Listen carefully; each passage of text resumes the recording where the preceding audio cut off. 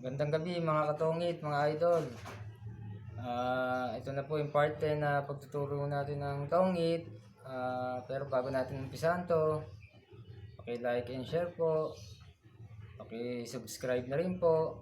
At huwag kalimutan pindutin ng notification bell para lagi kayong updated kung sakaling mayroon ako mga video na bago. Yun lang po.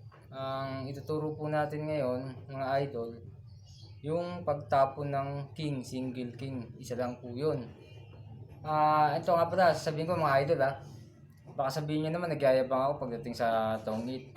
Natatalo rin po ako pag ako naglalaro ko minsan. Siguro sa 10 laro ko, meron akong talo, 3, 2. Yun lang, ganun lang yun.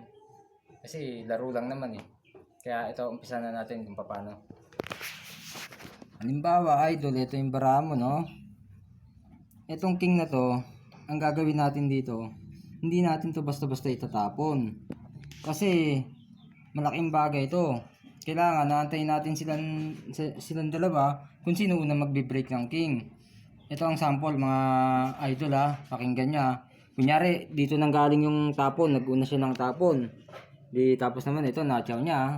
Mga sample lang to mga idol. Kunyari na-chow niya. Tingnan niya, pakinggan niyo ka. Hindi yung king mo magagamit mo pang sapaw. Ganun po yun mga idol. Ngayon naman po, halimbawa, pagpalitin naman natin yung sitwasyon. Andito naman po yung dalawang king. Tapos ito, nandito. Ito naman po ang magtatapon. Kunwari, no? Nagtapon siya ng king, mga idol. Siyempre, hindi ko basta-basta bibitawan to. Kasi, isa pa lang yung lumalabas eh. Ngayon, dahil ramdam natin na nandito yung king, hindi nga lumalabas na dito, hindi na nasundan, no? Ang gagawin natin dito mga idol, dodraw na natin to. Kasi, ang bilang ng tongit sa king mga idol, 10 to, diba? Di kung sa madaling salita, meron na siyang tatalunin kung sakaling nandito sa bilang talo niya na to. Kung halimbawa nasa kanya yung dalawang king, sabagay, nasa kanya talaga, sample lang naman talaga to. Hindi matatalo na natin to sa bilangan. Ngayon, kung inaakala nyo naman to mga idol na lalaban sa kabila kasi nakapag-release siya ng king, hindi na rin lalaban yan. Kasi nga, iisipin niya, nagtapon siya ng king, hindi mo kinuha. Isipin niya, wala kang tao. Tapos nag-fight ka pa.